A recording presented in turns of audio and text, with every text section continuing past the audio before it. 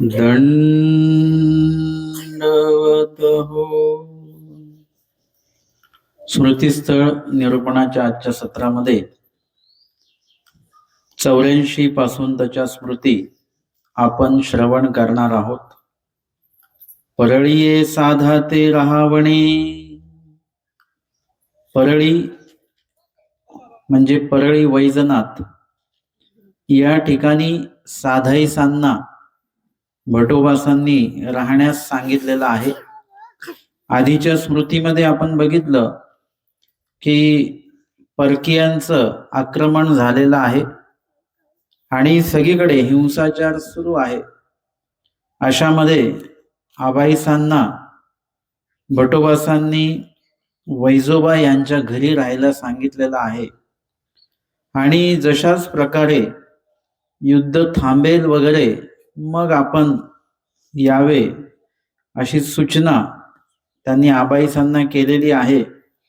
आणि पुढे गेल्यानंतर लक्षात आलं की अजून सोबत वयस्कर काही साध्वी आहेत ज्यांना घेऊन तेवढ्या वेगाने चालता येणार नाही आणि जर का हळूहळू चालत राहिलो तर जे काही हिंसाचार करणारे जे काय आहेत ते तिथपर्यंत पोहोचतील आपल्यापर्यंत आणि त्याच्यामध्ये सर्वांचीच धर्महानी होण्याची शक्यता आहे.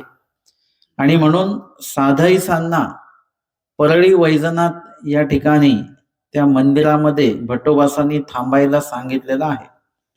भटोबास घाटावरी जाता परळी घातले. भटोबास आईला सांगतात की आता मी घाटाच्या दिशेने चाललेलो आहे आणि तिकडे जात असताना परळी पातले म्हणजे परळी वैजनाथ या ठिकाणी पातले म्हणजे पोहोचले. तेव्हा मागिलाची दाटी झाली आणि शत्रू जे काय आहेत हिंसाचार करणारे जे आहेत ते जवळजवळ पोहोचत आहेत, जवळजवळ ते आलेले आहेत. आणि भटोबासी साधा ते म्हणितले. आणि आता चालण्याचा वेग जो आहे तो वयस्कर महिलांमुळे किंवा वयस्करांमुळे तो कमी कमी आहे आणि म्हणून भट्टोबास साधाईसांना म्हणतात येल्लो तू येत राहे. साधाईसांना ते म्हणतात की तू काय कर, या ठिकाणी थांब परळी वैजनाथ या ठिकाणी. तुझं गोसावी वरद असती. आणि स्वामींनी तुम्हाला काय केलेलं आहे, वरदान दिलेलं आहे.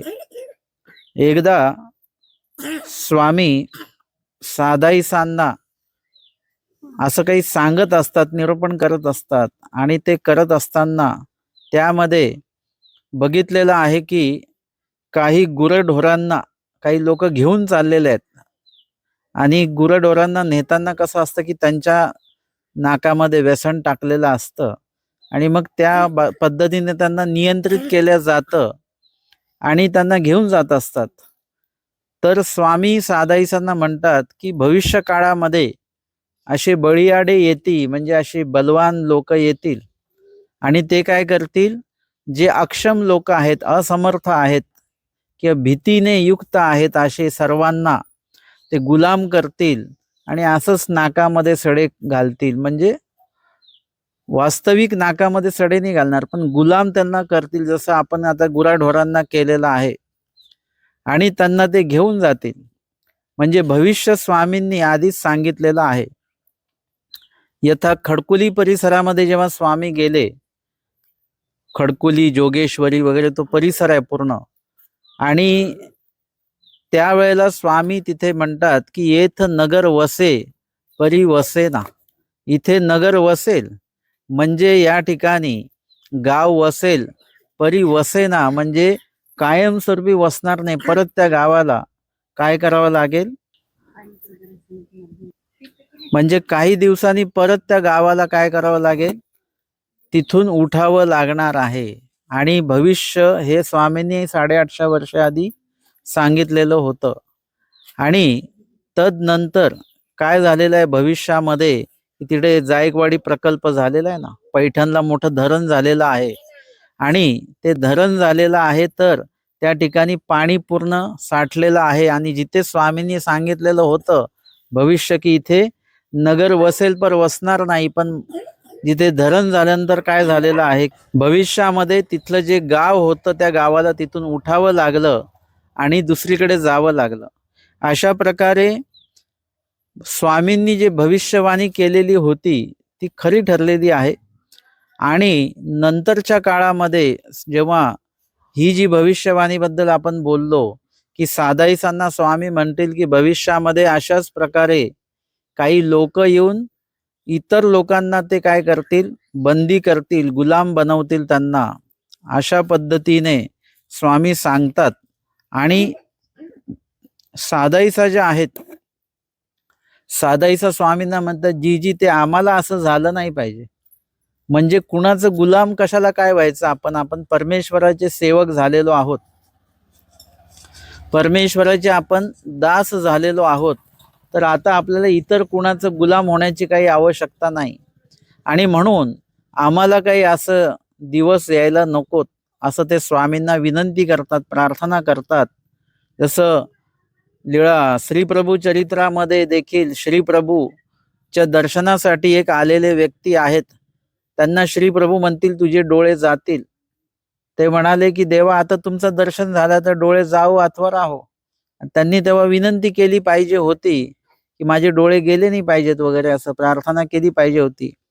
देवाने काहीतरी उपाय सांगितला असता, पण त्यांनी तसं काही, स्वामींनी जे सूचित केलं ते त्यासाठीच केलं की जर का पुढे काहीतरी आपलं नुकसान होणार आहे तर त्या बदल्यामध्ये परमेश्वर सांगत आहे स्वतःहून, याचाच अर्थ त्याचा काहीतरी उपाय पण असू शकणार आहे. पण त्याची त्या उपायाची विनंती किंवा प्रार्थना त्यांनी केली पाहिजे होती. आणि भविष्यामध्ये असंच झालं की त्यांचे डोळे जे आहेत ते गेलेले आहेत. अशा पद्धतीने इथे परत एक अजून उदाहरण आपण घेऊया की आमच्या ज्या महादाईसा आहेत, महादाईसांचे भाऊ आहेत आपलो, तर ते स्वामींसोबत उठतात बसतात वगैरे. तर महादाईसांना बरं वाटतं की स्वामींच्या सन्निधानी राहतात, स्वामींच्या आज्ञेचं पालन करतात किंवा ज्ञान श्रवण वगैरे सेवा दास्य सगळं ते करतात. चांगलं आहे म्हणून ते मनोमन सुखावतात की आपला भाऊ देखील अनुसरणाच्या मार्गावर आहे. तेव्हा स्वामी म्हणतात बाई हा पुढे जाऊन याला विकल्पाचा संचार होईल, हा इतर भक्तीमध्ये जाणार आहे, ईश्वर भक्ती तो करणार नाही.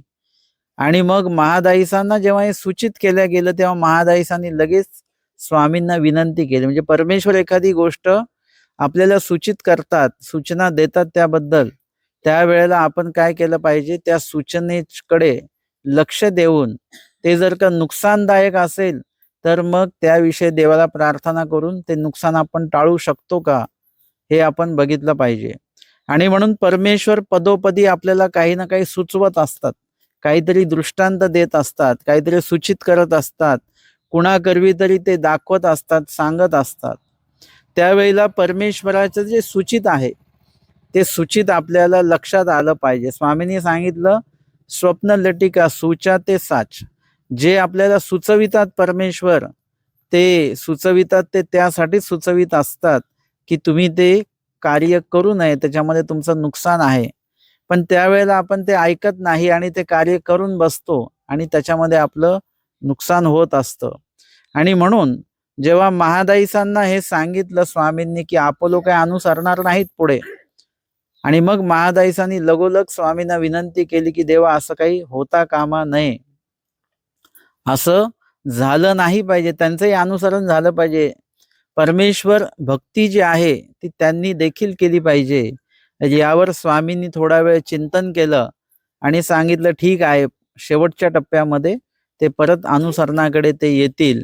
आणि मग शेवटी एकदा महादाईसा विजन करत असताना त्या तिथूनच चाललेले जिथे ते आपलो राहतात आणि तिथे ते आतमध्ये त्यांना भेटायला गेले, पडताळायला गेले की काय करतात हे. आणि बघितलं की खरोखर तिथे देवता भक्ती त्यांची सुरू होती. आणि स्वामींचं नाव आमच्या महादाईसांनी घेतलं आणि ते बाहेर आले. स्वामींचं नाव ऐकता क्षणीच जे आपलो आहेत त्यांना स्वामींची आठवण झाली एकाएकी आणि मन परिवर्तन झालं आणि सगळं ते पूजापाठ वगैरे त्यांनी नदीमध्ये विसर्जित केला आणि ते महादाईसांसोबत निंबा येथे आल्या भटोबासांपासून त्यांना श्रवण झालं आणि अनुसरण त्यांचं झालं. त्यावेळी महादाईसांनी विनंती केली नसती तर कदाचित आपलो काही अनुसरले नसते. आणि म्हणून विनंती ही खूप महत्वाचा भाग आहे. ती विनंती आपण परमेश्वराला योग्य वेळेला योग्य पद्धतीने योग्य शब्दामध्ये केली पाहिजे.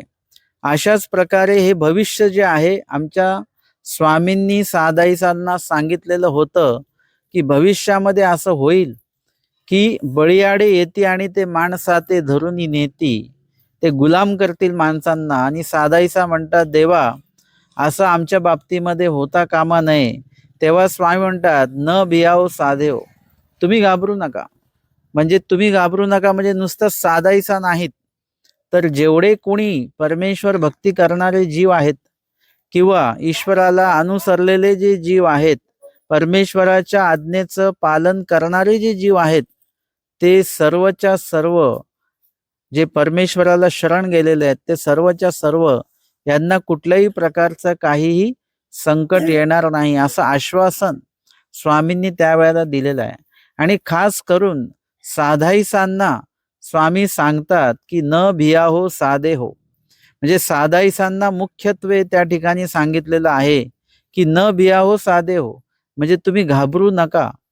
तुम्हावरी वाजत वारा येथून धरी जेल, म्हणजे तुम्हाला कुठल्याही प्रकारचा कुठलाही त्रास तुम्हाला आम्ही होऊ देणार नाही असं स्वामींनी त्यांना आश्वासित केलेलं आहे. आणि साधाईसा ज्या आहेत या साधाईसांना आमच्या स्वामींचा एवढा वेध होता आणि स्वामींच्या बाबतीमध्ये एवढी आवडी त्यांची आहे आणि मुळातच त्या एकदम साध्या प्रवृत्तीच्या आहेत. कुठल्याही प्रकारचं कपट कारस्थान त्यांच्या अंतःकरणामध्ये नाही आहे, त्यांच्या बोलण्यात उठण्या बसण्यात नाही. आणि म्हणून साधाईसांचं नाव हे एल्लो आहे, परंतु स्वामी मात्र त्यांचं नाव काय करतात, साधा असं त्यांचं नाव ठेवत असतात. आणि म्हणून या साधाईसांना आधीही स्वामींनी अशाच प्रकारे सहाय्य केलेलं आहे. स्वामींच्या सायंकाळीन पूजा अवसरानंतर त्यांची जी बिढाराची व्यवस्था आहे, मुक्कामाची जी व्यवस्था आहे ती नदीच्या पलीकडे आहे. आणि त्यावेळेला स्वामींपासनं परत आता असन्निधानामध्ये जावं, मुक्कामी दुसरीकडे जावं असं काही साधाईसांना मनोमन पटेना, परंतु आईसोबत जावं लागलं. आणि जाताना बरोबर गेलेले आहेत नदीचा उतार वगैरे बघून. आणि रात्रभर साधाईसांना काही झोप नाही. स्वामींच्या दर्शनाला परत कधी जाणं होतं, सकाळी उठून जायचं आहे, परंतु ती सकाळ येईपर्यंत साधाईसांना काही चैन नाही. ते मध्ये मध्ये आईंना उठवतात आणि म्हणतात की आई चल स्वामींच्या भेटीला जायचं. ते म्हणतात नाही, रात्री वडील असे, म्हणजे रात्र अजून मोठी आहे, खूप अजून वेळ आहे सकाळ व्हायला. असं होता होता आणि मग सकाळचा पश्चात प्रहर जो आहे तो पश्चात प्रहर आलेला आहे, म्हणजे सकाळची 3च्या नंतरची जी वेळ आहे. आणि त्यावेळेला साधाईसा ज्या आहेत त्या पुन्हा आईला उठवतात. तेव्हा आई म्हणते तुला जायचं तर जा, मी काही येणार नाही. साधाईसा निघाल्या आणि नदीचा उतार चुकलेले आहेत, खोलगड भाग आहे. जसं नदीचा जिकडे उतार आहे, खोलगड भाग आहे, तिकडून नदी कुठे पार करता येत नसते. ते उंच भाग कुठला आहे त्या भागात नदी जी आहे ती पार करायची असते. पण रात्रीची वेळ आहे, नवीन ठिकाण आहे, साधाईसांना काही लक्षात आलं नाही आणि ते स्वामींच्या आवडीस्तव त्या नदीमध्ये उतरलेले. चहूबाजूने काळोख आहे आणि पाण्यामध्ये उतरल्यानंतर साधाईसांना काही पोहता येत नाही. साधाईसा या वयस्कर आहेत आणि स्थूळ पण आहेत. आणि नदीमध्ये उतरल्यानंतर मग पायाखालची वाळू सरकायला लागली, खोल खोल भाग लागायला लागला. लक्षात येईपर्यंत ते खूप उशीर झालेला आहे आणि मग साधाईसा बुडायला लागल्या, नाकातोंडात पाणी जायला लागलं. आणि त्यावेळेला चक्रधर स्वामींचं नाम त्यांनी स्मरण केलेलं आहे आणि तुमची एल्लो दासी बुडाली जी असं म्हणून ते देवाला हाक देतात. आणि दुसऱ्या क्षणाला साधाईसा बघतात तर त्या काठावर असतात. स्वामींनी लगेच त्यांना काठावर घेतलेलं आहे. म्हणजे त्या ठिकाणी साधाईसा या बुडत आहेत, पण कुणासाठी बुडतात, देवासाठी बुडत आहेत. देवाच्या आवडीस्तव त्या नदीमध्ये त्या उतरलेल्या आहेत आणि देवाच्या आवडीमुळे, कुठल्याही प्रकारचं भान त्यांना नसल्यामुळे ती बुडण्याची परिस्थिती तयार झाली. परंतु परमेश्वरासाठी म्हणून ते सर्व त्यांचं कार्य सुरू आहे, म्हणून देव त्यांना काही बुडू देत नाही. आपण जे कार्य करतो ते परमेश्वरासाठी म्हणून करत असू, परमेश्वर आवडीमुळे ते करत असू, तर परमेश्वर त्यामध्ये कुठलंही नुकसान आपलं होऊ देत नसतात. आणि म्हणून आपल्याला परमेश्वराने सांगितलेलं, परमेश्वराने सूचित केलेलं आणि परमेश्वराच्या विहित आचरणामध्ये असलेलंच कार्य आपल्याला करायचं आहे. आणि त्या वेळेला देखील स्वामींनी सादाईसांना वाचवलेलं आहे, बुडू दिलेलं नाही. आणि आता इथे जेव्हा स्वामी सांगतात तेव्हा सादाईसांनी लगेच देवाला विनंती केली की देवा, आमच्यावर काय अशी वेळ येऊ देऊ नका. तेव्हा स्वामी म्हणतात की न भिया हो साधे हो, तुम्हावर येथून वाजत वारा धरी जे. म्हणजे पंचमहाभूत जे आहेत, भूमी या पनल वायू खम रज तम सत्व वगैरे, हे सगळं जे काही सांगितलेलं आहे किंवा पंचमहाभूत जे आहेत, ज्याच्या माध्यमातून इथे आपल्याला काहीतरी वारा, ऊन, थंडी, पाऊस वगैरे या सगळ्यांचा योग येतो, तर त्या संबंधित त्रास तुम्हाला होणार नाही असं स्वामींनी त्यांना सांगितलेलं आहे. एखाद्या वेळेस असं काही वादळ वारा वगैरे हे काही असेल उत्पन्न झालं तर त्या ठिकाणाहून सादाईसांना निश्चितच परमेश्वराचं सहाय्य होणार असं स्वामींनी त्या काळीच त्यांना आश्वासित केलेलं होतं.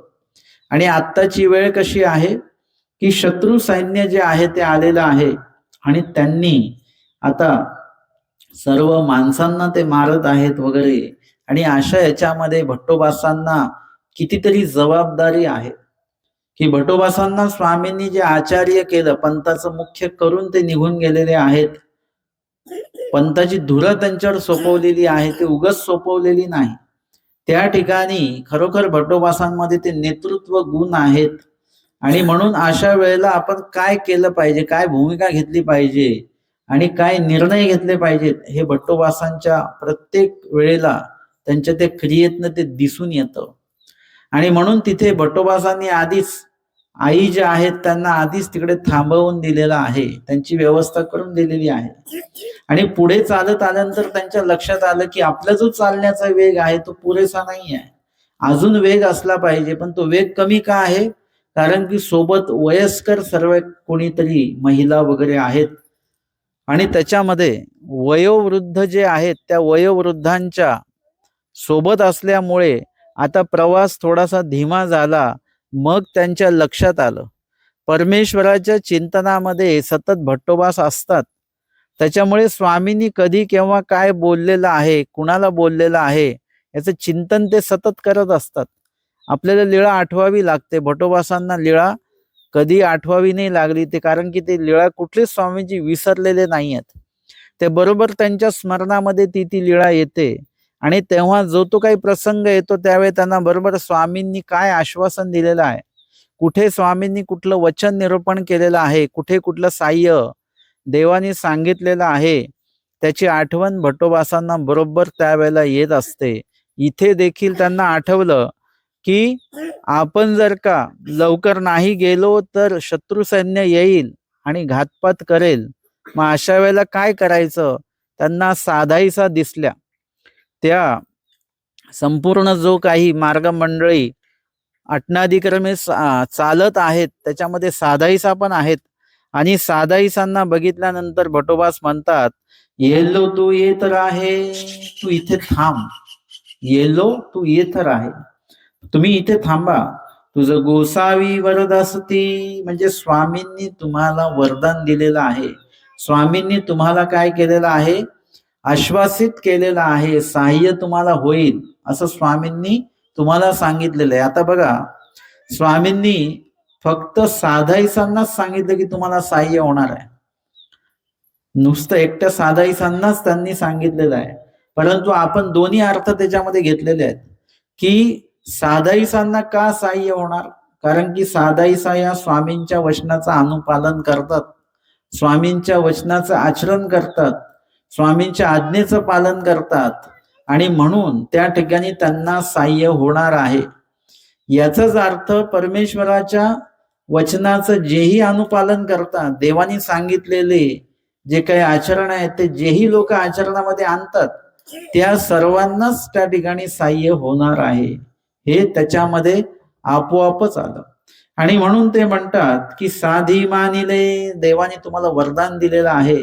ती लीळा साधाईसांनाही आठवली, भटोबासांनी पण त्याची आठवण करून दिली आणि साधी मानिले, साधाईसांनी मान्य केलेलं आहे.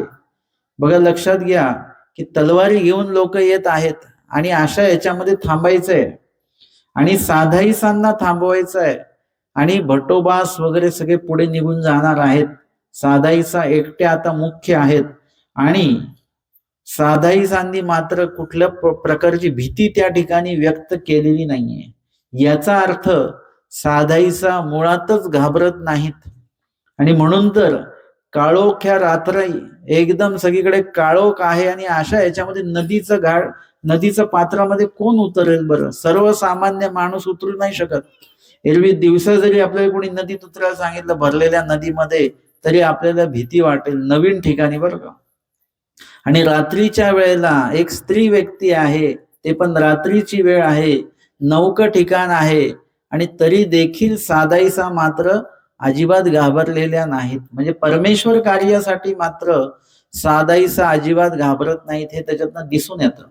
आणि इथे देखील जेव्हा भटोबासांनी त्यांच्यावर जबाबदारी टाकलेली आहे, म्हणजे जबाबदारी कशी, मग जे अक्षमे तेतुकी साधापासे राहिली. अक्षमे नुसतं साधाईसांना एकट्याला राहायचं नाही, हे बाकीचे जे काही अक्षम महिला आहेत, सगळ्या काही अक्षम पुरुष वर्ग असतील, वयस्कर मंडळी जेवढे काय आहेत, तेवढ्यांना घेऊन आपल्याला चालता येणार नाही. म्हणून काय करा, तुम्ही इथे थांबा आणि तुमच्या सोबत या सर्वांना तुम्ही ठेवा.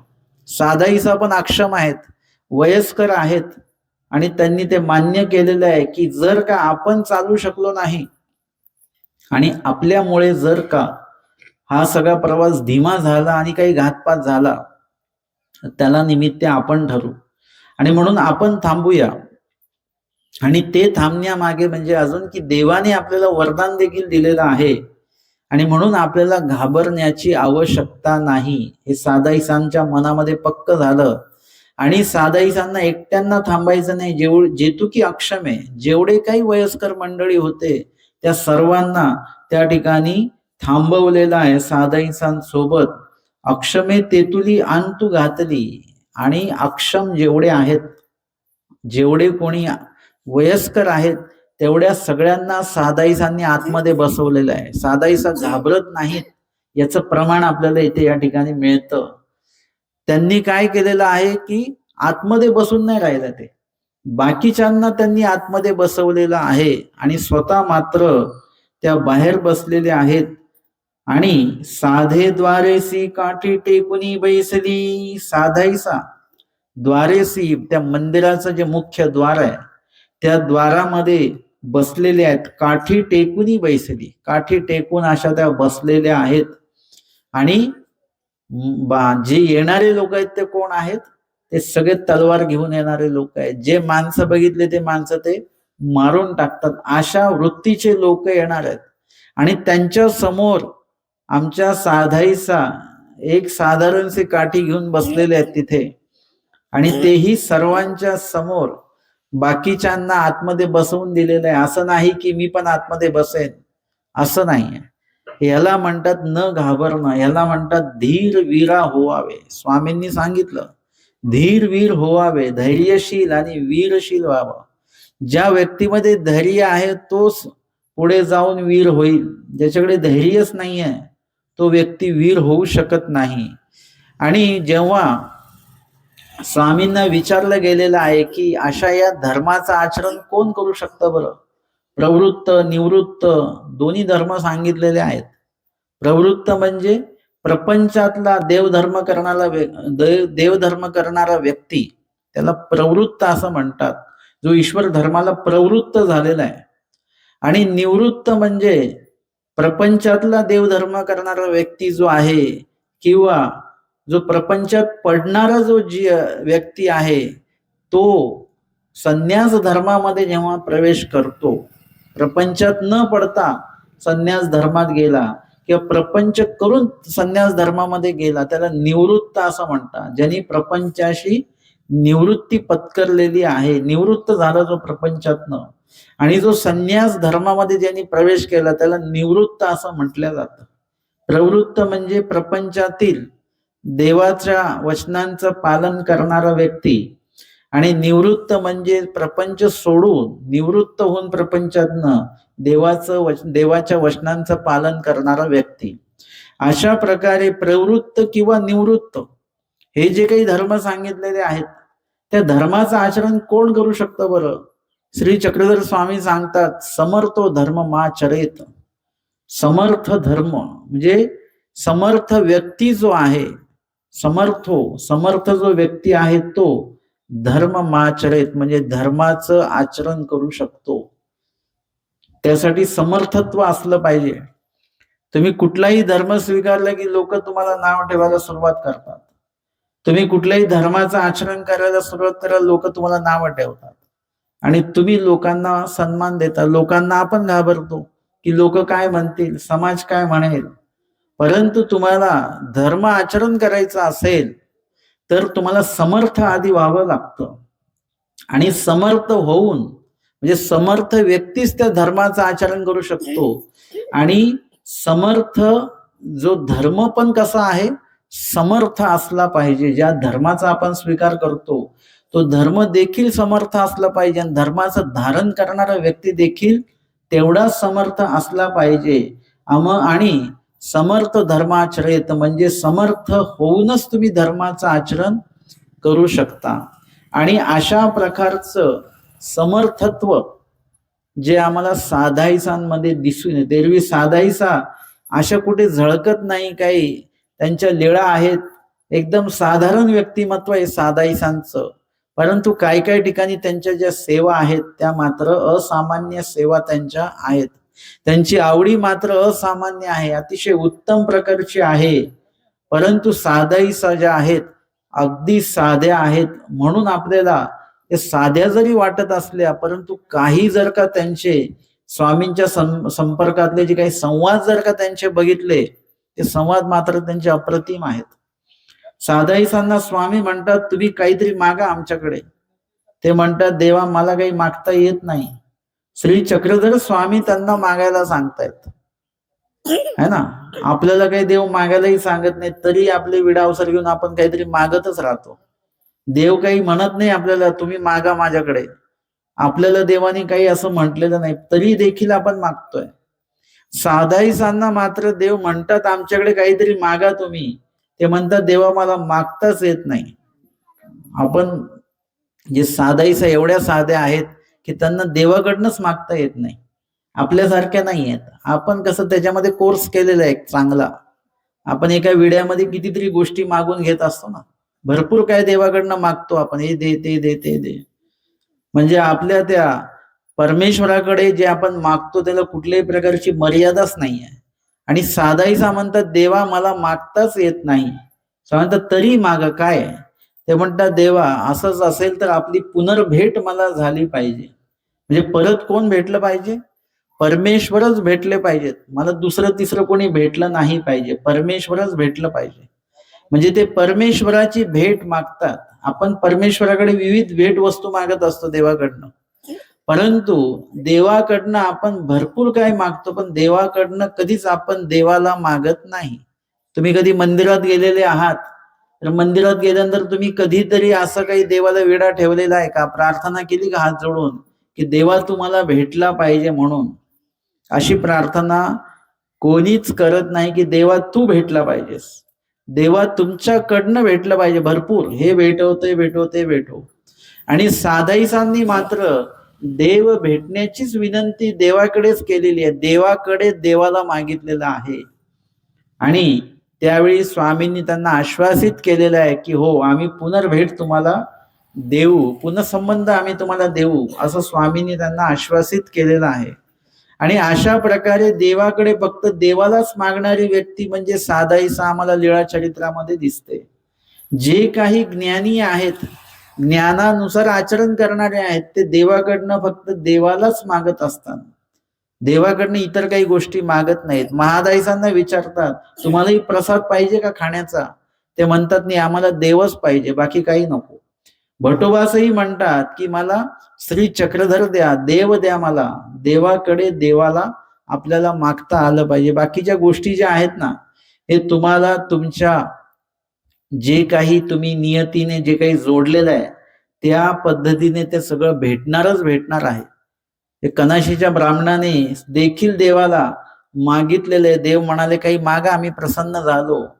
तेव्हा ते म्हणाले की मला सुने हाती तक्र भात द्या. म्हणजे त्या ठिकाणी त्यांनी सगळंच मागितलं. सून मागितली, मुलगा मागितला, तक्र भात म्हणजे शेती मागितली, भात म्हणजे शेती मागितली, आणि तक्र म्हणजे ताक म्हणजे दूध, दही, लोणी, तूप म्हणजे गुरढोरं जे काही ती संपत्ती आहे, गो संपत्ती, ती त्यांनी मागून घेतलेली आहे. सगळंच एकाच वाक्यामध्ये त्यांनी मागून घेतलेलं आहे. स्वामी त्यांना म्हणतात की बटो, हे तुम्हाला कर्मवशे सगळं भेटणार आहे. तुम्ही हे काही मागू नका, हे तुम्हाला भेटणारच आहे. तुम्ही दुसरं काहीतरी मागा. ते म्हणतात देवा मला हेच पाहिजे. स्वामी म्हणतात की तुम्ही हे मागू नका, दुसरं काहीतरी मागा. हे तुमच्या कर्मवशे तुम्हाला येणार आहे सगळं काही, पुढे सगळं भेटणार आहे. म्हणजे देवाकडे आपण गेल्यानंतर शेती, गाडी, घोडा, नोकरी, अमकं टमकं हे मागत बसू नये. हे आपल्या नशिबाने कर्मवशे जीव सकळही पावे. कर्मवशे, कर्माने जे काही जोडलेले तेच तुम्हाला भेटणार, आणि ते तुम्हाला भेटणारच. तुम्ही जर का जोडलेलं नसेल तर ते भेटणार नाही. तुम्हाला एक साधं उदाहरण सांगतो की एखाद्या विद्यार्थ्याने जर का 50 मार्काचा पेपर लिहिलेला आहे आणि त्यांनी जर का देवाला विडा ठेवला की मला 100 मार्क मिळाले पाहिजे, तर पडतील का? बघा, तुम्ही आता सांगा पडतील का नाही पडतील? त्यांनी जेवढे मार्काचं लिहिलेलं आहे तेवढेच मार्क पडतील. असं देव जाऊन का तिथे 50 मार्काचं लिहून येणार आहेत का? नाही. तुम्ही समजा कपाटामध्ये 50 रुपये ठेवले आणि देवाला विडा ठेवला की आता कपाट ओढली 100 रुपये झाले पाहिजेत त्याचे, होईल का? हे जर का होत नाही, का नाही होत? आपण जेवढं द्रव्य ठेवलं तेवढंच निघणार. आपण बँकेत ठेवलं तर भेटेल थोडं, 2-4 रुपये जास्त भेटू शकतात व्याजाचे वगैरे त्याचे. पण आपण जेवढं काही लिहिलेलं आहे तेवढेच मार्क मिळतील ना, त्याच्यापेक्षा जास्त कसं काय? देव तरी असा नियतीनेच वागतात ना देव परमेश्वर पण. असं झालं असतं तर परीक्षेला जायची गरजच नाही, घरीच बसून राहायचं देवधर्म करत. आपोआपच कोणतरी पेपरही लिहिन, 100 पैकी 100 मार्कही मिळतील. मग तिथे आपण कसं म्हणतो की नाही नाही, इथे आपल्याला स्वतःला कष्ट करावे लागतील, स्वतःला ते लिहावं लागेल, स्वतःला ते कमवावं लागेल, तेव्हा जाऊन कुठेतरी मिळणार. आणि जेवढं मिळायचं तेवढंच मिळतं, जे मिळायचं तेच मिळतं, जेव्हा मिळायचं तेव्हाच ते मिळतं.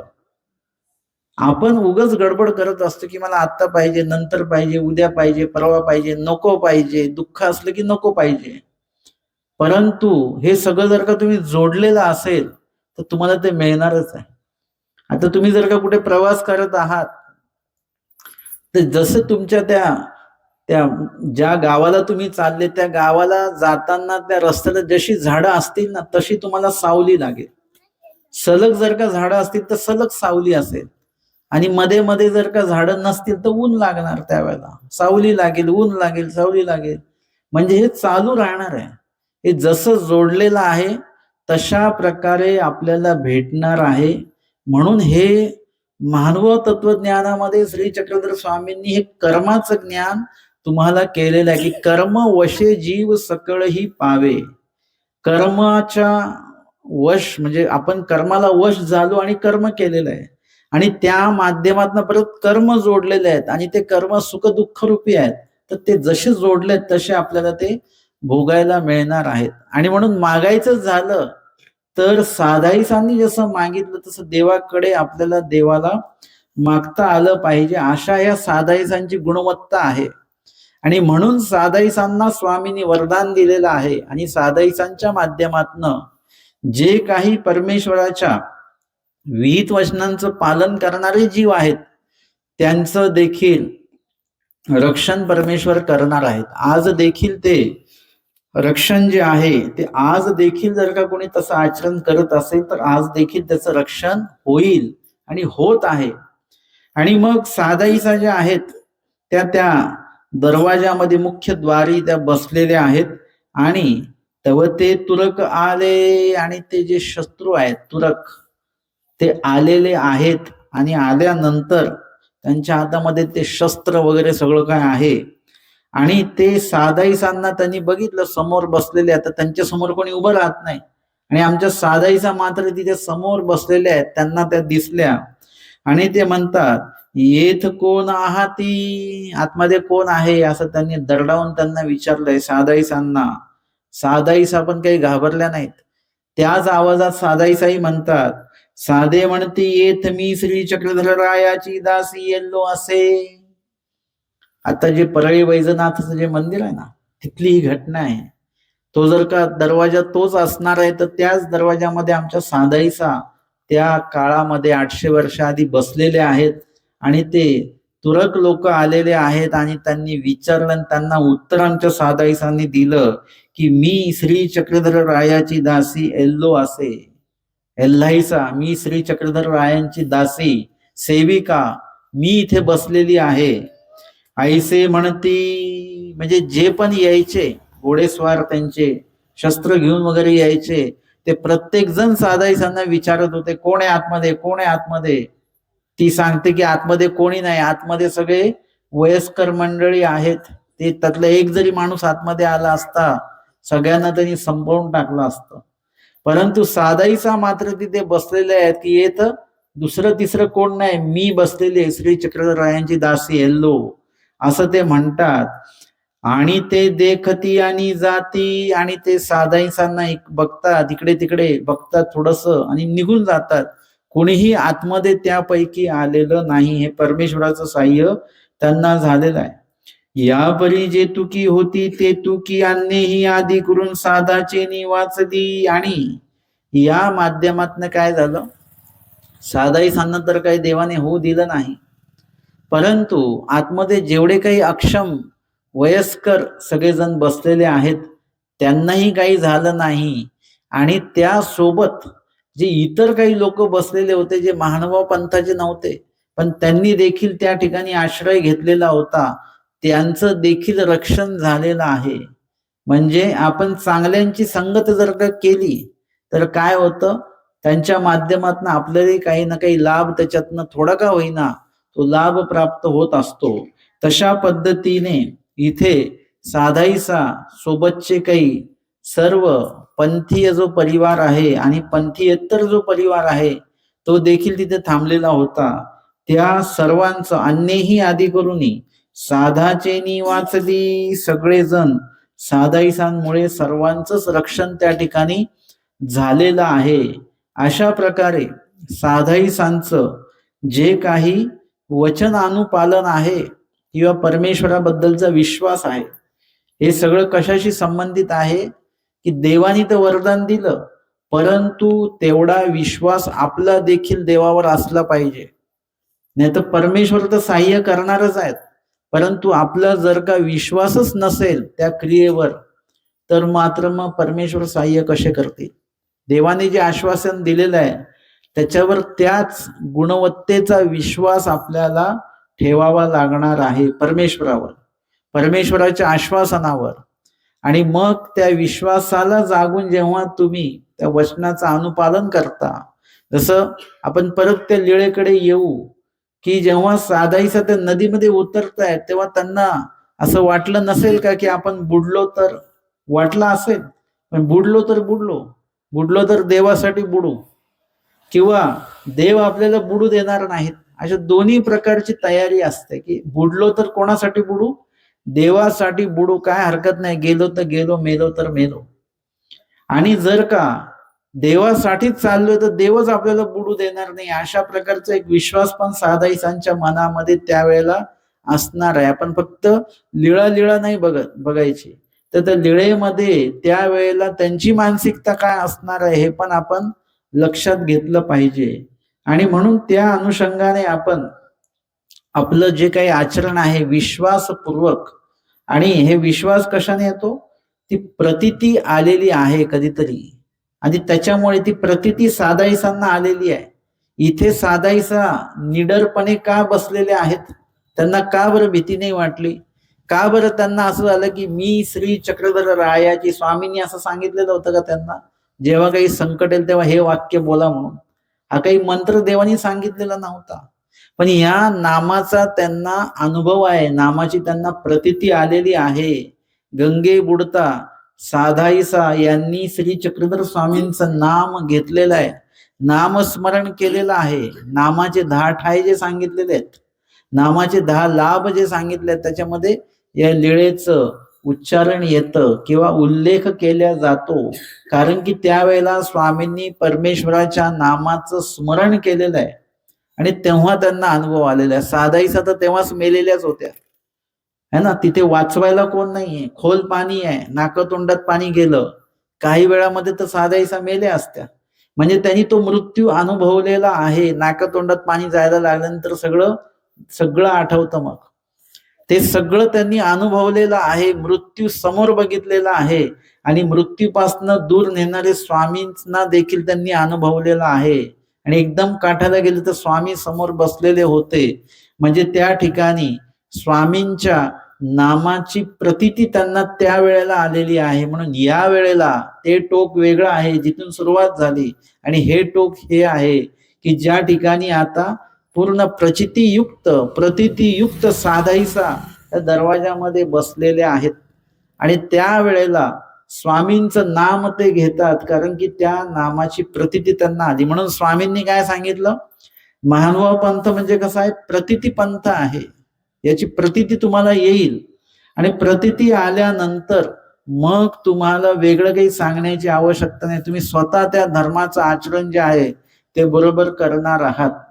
विश्वास अशा प्रकारे साधाईसांचं जो काही प्रतीतीयुक्त विश्वास आहे, तो प्रतीतीयुक्त विश्वास या ठिकाणी उपयोगी पडलेला आहे. आणि परमार्गातील अनेकांचं जीवन वाचवण्याला निमित्त आमच्या स्वामींनी साधाईसांना केलेलं, म्हणजे चांगल्या कार्याला निमित्त होणं हे आपल्याकडनं झालं पाहिजे, जे साधाईसांकडनं देवाने करून घेतलेलं आहे. पुढची स्मृती येते 85 क्रमांकाची. षटक भंगानुवादे अभैसे धरिता चुकली म्हणणे. शकट म्हणजे बैलगाडी, भंगानुवादे म्हणजे त्या ठिकाणी त्या बैलगाडी ती तुटलेली आहे, गाडा तो तुटलेला आहे. आणि आबाईसा धरिता चुकली म्हणणे, भटोबासा गेल्या मागा आसिका देसू उचलला, गुड्या सरीसे वैजोबा गाडे निसी निघाले. म्हणजे नंतरच्या काळामध्ये सगळं काही शांत झालेलं आहे, आणि मग वैजोबा गाडे निसी बैलगाडीमध्ये आईला घेऊन ते निघालेले आहेत. आणि सरीसी आबाईसे महेश्वर पंडित असती. वैजोबांसोबत, वैजोबा हे भटोबासांचे भाऊ आहेत, आणि ते आईला म्हणजे आबाईसांना घेऊन आलेले आहेत. सोबत महेश्वर पंडित असती म्हणजे भटोबासांचे पुत्र, आबाईसांचे नातू, ते देखील सोबत आहेत.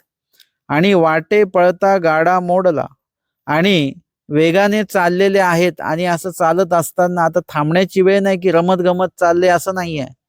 म्हणजे जी काही भीती आहे शत्रू सैन्याची वगैरे, त्या अनुषंगाने ते चालणं आहे. आणि चालता चालता काय झाला की तो गाडा जो आहे तो गाडा मोडला, बैलगाडीचा जो गाडा आहे तो मोडला. ते तेथची राहिले, ते तिथेच थांबलेले आहेत. आता पुढे कसं जायचं, काय जायचं. तेव्हा मागोनी तुरक आले, आणि तेवढ्यामध्ये शस्त्रधारी जे आहेत तुरक ते आलेले आहेत. आल्यानंतर ते म्हणती पुढीलाची, पुढील म्हणती मागीलाची. आता त्याच्यामध्ये त्यांना वाटलं ह्यांना बंदी केलेलं आहे, पण आपले जे सैनिक पुढे गेलेले आहेत, आपले जे साथीदार पुढे गेलेले आहेत, त्यांनी यांना धरलेलं आहे असं त्यांना वाटत होतं. मागच्यांना वाटत होतं की हे मागे जे आहेत, जे पुढच्यांना वाटत होते मागीलांचे आहेत, आणि मागे जे होते त्यांना वाटत होतं की पुढल्यांनी यांना धरून ठेवलेलं आहे, असं त्या दोघांनाही वाटत होतं. आणि त्याच्यामुळे ते वाचलेले आहेत.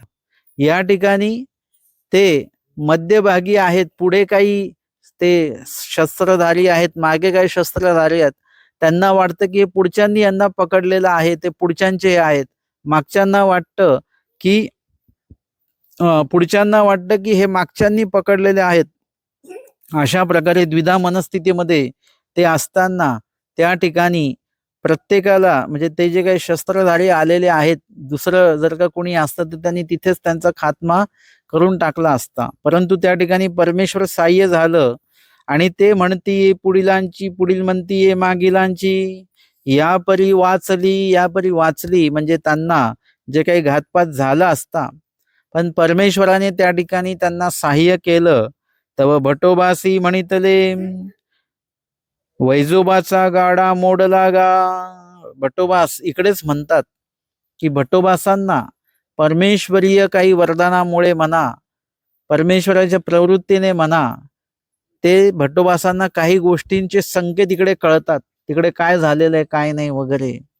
आणि म्हणून भट्टोबास इकडेच म्हणतात की वाटा वैजोबाचा गाडा मोडला गा. वैजोबाचा गाडा मोडला बरं का.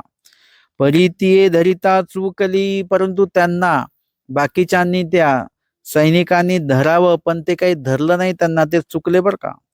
ते का ना माझी स्मरणा खंडना नव्वेची. ते का बरं असं झालं की त्यांना सहाय्य का झालं? कारण की त्यांचं आबाईसा वगैरे यांचं तर आचरण आहेच आहे. महेश्वर पंडित यांचंही देखील अनुसरण पुढे घडणार आहे, म्हणजे त्यांचंही धर्म आचरण आहेच आहे.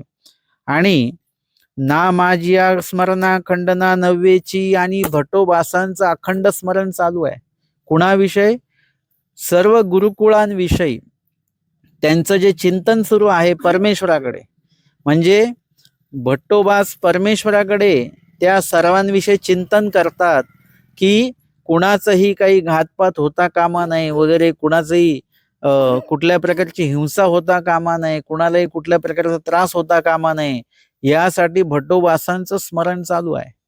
अधिकरण जे आजही जे अधिकरण आहेत त्यांच्या आश्रमात कुणी कधी कुठे चाललेलं असेल तर त्या अधिकाऱ्यांचं चिंतन त्यांच्याविषयी असतं, शुभचिंतन असतं, सुहृदपणा जो आहे त्यांच्याविषयी तो असतो आणि शुभ आशीर्वाद त्यांच्या सोबत असतात.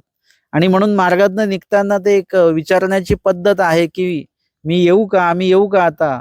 तेव्हा ते म्हणतात या. याच्यामध्ये नुसतं या असं नुसती परवानगी नाहीये, तर त्याच्यामध्ये त्यांचा तुमच्या प्रवासातलं शुभचिंतन शुभ आशीर्वादही त्या वाक्यामध्ये येऊन जात असतात. आणि म्हणून मग आपल्याला येता जाता कुठल्याही प्रकारचे अडथळे हे जे असतात ते येत नाहीत.